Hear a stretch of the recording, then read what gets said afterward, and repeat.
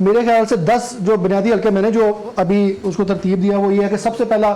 جو ایک کنسرننگ حلقہ ہے وہ ہے NA-130. NA-130 جو ہے وہ یہ لاہور کا حلقہ ہے جہاں پہ 3 بار کے وزیر اعظم میاں محمد نواز شریف صاحب اور ڈاکٹر یاسمین راشد جو پابند سلاسل ہیں لیکن وہ مقابلے میں ہیں. اچھا اس حلقے کی بڑی اہم میں نے اس کو سب سے پہلا حلقہ اس لیے کنسیڈر کیا. obviously ایک تو یہ مسلم لیگ نون کا گڑھ ہے جہاں پہ جو ابھی جماعت جو ہے وہ اقتدار میں آتی دکھائی دے رہی ہے. تو اس کے اندر جو صورتحال ہے وہ تو بہت obvious ہے کہ اگر اس کو اعداد و شمار اور بیک گراؤنڈ ہسٹری کے مطابق دیکھا جائے, کیونکہ اس حلقے کے اندر اس سے پہلے جب بھی کوئی مقابلہ ہوا ہے تو وہ بڑے کلیئر مینڈیٹ کے ساتھ مسلم لیگ نون جو ہے وہ جیتی ہے. پہلے ڈاکٹر یاسمین راشد صاحب نے 2013 میں الیکشن لڑا تھا, تب ہاری تھی. اس کے بعد جب یہ سیٹ خالی ہوئی 2017 میں تو بیگم کلثوم نواز صاحبہ نے جو ہے وہ ان کے خلاف الیکشن ہوا تو اس میں بھی ڈاکٹر یاسمین راشد صاحبہ کو جو ہے وہ شکست ہوئی. اور 2018 میں کے انتخابات میں مسلم نواز کے جو امیدوار تھے وحید عالم خان صاحب, انہوں نے بھی ان کو شکست دی. یہاں پہ ان کی شکست بار بار ہو چکی ہے اور مسلم لیگ نون کا اس وقت بھی گراف جو ہے وہ اقتدار میں آتی ہوئی جماعت کو obviously لوگ سپورٹ بھی زیادہ کرتے ہیں تو وہ ہے زیادہ. لیکن انٹرسٹنگ اس لیے ہے کیونکہ یہاں سے ایک جو بنیادی گیج تھی جس کو ایک سوشل میڈیا پلیٹ فارمز پہ یا ایک بنیادی طور پہ عام طور پہ بتایا جاتا تھا کہ یہ پی ٹی آئی جو ہے وہ مقبول جماعت ہے اور مقبول ترین جماعت ہے, تو اس گیج کے مطابق یہاں سے دیکھیں گے کہ اگر یہاں کا اگر کوئی بنیادی طور پہ, اور یہ حلقہ obvious بھی ہے, لاہور میں ہے, یہاں پہ آبزرور بھی ہیں, میڈیا بھی موجود ہے, تو یہاں سے ہی گیج ہوگا کہ وہ جو پی ٹی آئی کی کو ہم جو کہا جاتا ہے پابند سلاسل ہونے کی وجہ سے ہمدردی یا واٹس ایور جو ان کا ایک سائلنٹ ووٹ بینک ہے وہ متحرک ہوگا. اگر کچھ ایسا ہوتا ہوگا تو اس حلقے کے اندر ایک اور بھی لاہور کا حلقہ ہے عباد فروخ صاحب والا, لیکن یہ میرے لیے ٹاپ پریورٹی پہ. دوسرا حلقہ جو ہے وہ سیاسی طور پہ جو بڑی اہمیت کا عمل ہے وہ ہے 127. 127 جو ہے وہ اس لیے اہم ہے کہ یہاں پہ پاکستان پیپلز پارٹی نے دوبارہ انٹری دی ہے اور پاکستان پیپلز پارٹی میں بلاول بھٹو صاحب جو ہے وہ یہاں پہ تقریباً 1-1.5 ماہ سے لاہور کے اندر انہوں نے یہاں پہ قیام کیا. مختلف اپنے ان کے جو پرانے ساتھی تھے, جیالے تھے, جو ناراض تھے, ان کو منایا, جس میں اعتزاز حسن صاحب سر فہرست ہیں اور دیگر رہنماؤں کو. اور وہاں پہ اس انتخابی عمل کے اندر مختلف چیزیں بھی ہوتی دکھائی دی. عطا تارڑ صاحب اور ان کے آپس میں چھوٹی موٹی جو ہے وہ جھڑپیں بھی ہوتی دکھائی دی. لیکن اس انتخابی عمل کے اندر جو ہے وہ اس حلقے کا اس لیے میں اس کو دوسرے نمبر پر کنسیڈر کر رہا ہوں کیونکہ یہاں سے پاکستان پیپلز پارٹی کی پنجاب میں دوبارہ واپسی کا جو ہے وہ ایک گراف نظر آئے گا کہ پاکستان پیپلز پارٹی کس قدر جو ہے وہ دوبارہ یہاں پہ آتی ہے. یہاں پہ کیونکہ اس حلقے سے پہلے بینظیر بھٹو صاحب نے بھی الیکشن جیتا ہوا ہے, ذوالفقار علی بھٹو صاحب نے بھی الیکشن یہاں پہ جیتا ہوا ہے, تو یہ ان کی جب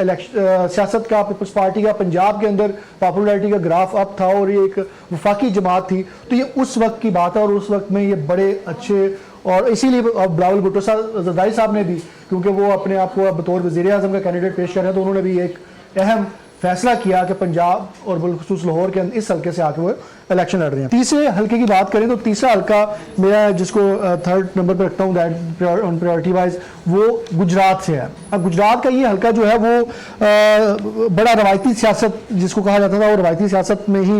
اس کا ایک اہم رول بھی اس کو گردانا جاتا تھا. وہ چودھری برادران کی سیاست تھی جو پاکستان میں دہائیوں سے, پاکستان کی سیاست میں دہائیوں سے جو ہے وہ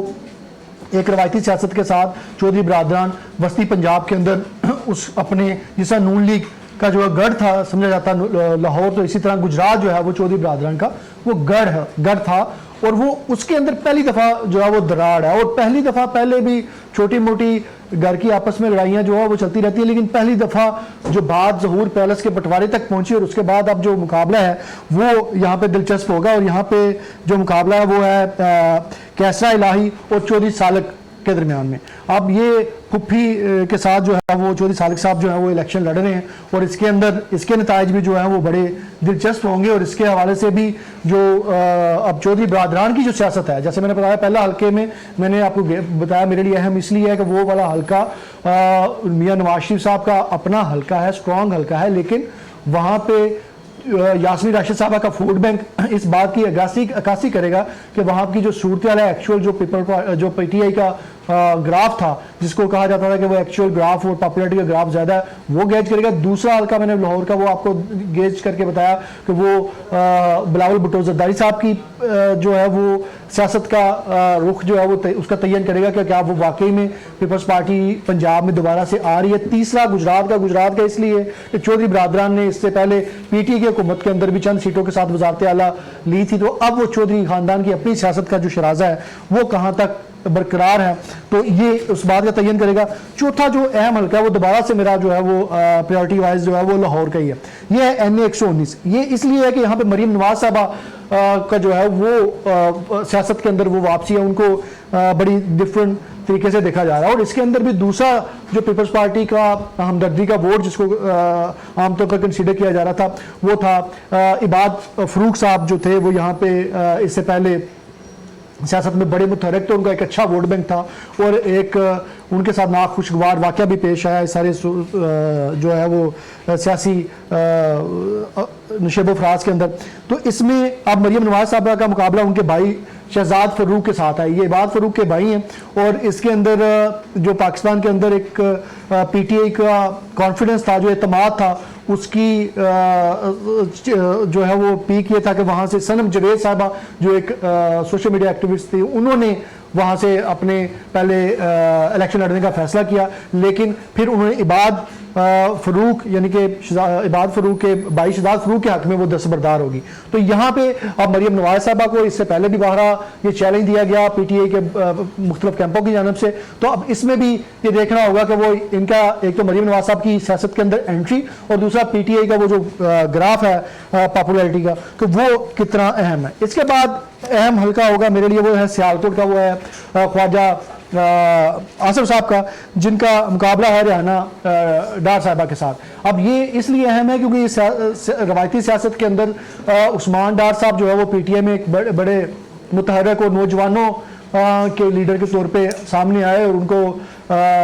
फिर जो भी सारी एक एपिसोड के बाद उन्होंने स्टेप बैक किया, तो फिर रिहाना डार जो है वो उनके मुकाबले में आए और इनकी सियासत के अंदर तफसील के अंदर इस हल्के के अंदर क्या क्या होता रहा वो कमोबेश नाज़रीन सबको ही पता है। तो अब ख्वाजा आसिफ साहब जो पाकिस्तान की रवायती सियासतदान और एक रवायती सियासतदान है, सीजनल सियासतदान भी है, रवायती होने के साथ साथ वो अपने हल्के की सियासत बखूबी करना जानते हैं और करते भी हैं। तो वो इस हल्के के अंदर सियालकोट का जो है वो जो सियालकोट की सियासत का जो है वो रुख का तयन होगा। तो ये एक अहम हल्का है जिसको मैं टॉप 4 अपनी प्रायोरिटी में रखा। और अगर इसमें पांचवें हल्के की ये पांचवा हल्का है और अगर छठे हल्के की बात करें तो वो है मुल्तान का। मुल्तान में अली मूसा गिलानी का मुकाबला है मेहर बानो कुरैशी से। अब ये दोनों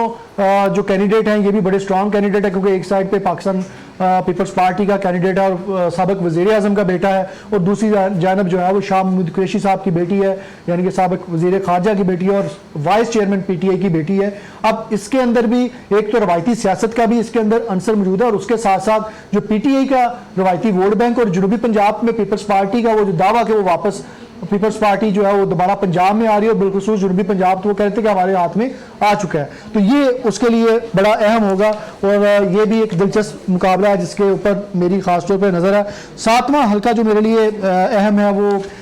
NA 122 है, वो है ख्वाजा साद रफीक और सरदार लतीफ़ खुसा साहब का। ये इसलिए अहम है कि इसके अंदर एक पीपल्स पीटीआई ने जो एक नया एक्सपेरिमेंट किया था कि उनसे बहुत से जगहों के अंदर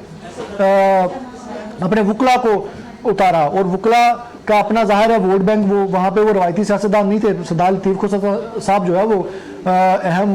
जो आइनी ओहदों के ऊपर सियासत में रहे हैं और इसके अंदर, लेकिन उनकी इस हल्के के अंदर सियासी पेनिट्रेशन उस तरह नहीं है जिस तरह साद रफीक साहब है। साद रफीक ने जो पीटीआई के उस वक्त के बानी रहनुमाओं को भी इस हल्के से शिकस्त दी थी। अब देखते हैं कि वो जो गमले को भी पीटीआई का टिकट मिलने पे जीत जो का दावा जो था वो सच साबित होता है या नहीं होता, वो इसलिए अहम होगा। ये सातवां हल्का और आठवां जो अहम हल्का है वो है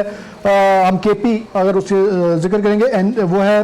NA 44 अली मीन गंडापुर और मौलाना फजल रहमान। यहाँ पे अच्छा इस हल्के में मजे की बात है, बाकी मैं मोस्टली जितने भी हल्के बताए वहाँ पे मैं 2 कैंडिडेट्स का जिक्र किया, यहाँ पे 3 कैंडिडेट्स हैं जिनमें मजे का मुकाबला तीनों बड़ी पार्टियों में। सबसे बड़ी पार्टी JUF ان کے جو سربراہ ہیں اور پی ڈی ایم کے بھی سربراہ رہ چکے مولانا فضل الرحمان، ان کا مقابلہ ہے علی مومن گڈھا پور سے۔ علی مومن گڈھا پور جو ہے پی ٹی اے کے ایک سرکردہ اور سرگرم رکنوں میں ان کا شمار ہوتا ہے، اور ان کی جو بیانات اور ان کی جو پارٹی کے اندر سہ ہے ان کا اس لیے وہاں سے اہم ہوگا کہ پی ٹی اے کے اندر، کے پی کے اندر اگر دوبارہ سے جو روایتی سیاستدان تھے پرویز خٹک اور محمود خان صاحب، شہرام ترکئی وغیرہ، تو ان سیاستدانوں میں اگر ان کا شمار دیکھیں تو پرویز خٹک صاحب کے جانے کے بعد روایتی سیاست کے اندر جو دڑے بازی کی سیاست کے بعد ان کا بڑا ایک اہم نام ہے، اور ان کا مقابلہ بھی جمعیت علماء اسلام فیک کے سربراہ کے ساتھ ہے، اور اس کے ساتھ پاکستان پیپلز پارٹی کا جو کینڈیڈیٹ ہے وہاں سے وہ سابق ڈپٹی اسپیکر فیصل کریم کنڈی صاحب بھی یہاں سے ہی ہیں، تو پیپلز پارٹی بھی کے پی سے اور ایک اہم اپنے مہرے کے ساتھ اس جگہ پہ موجود ہے۔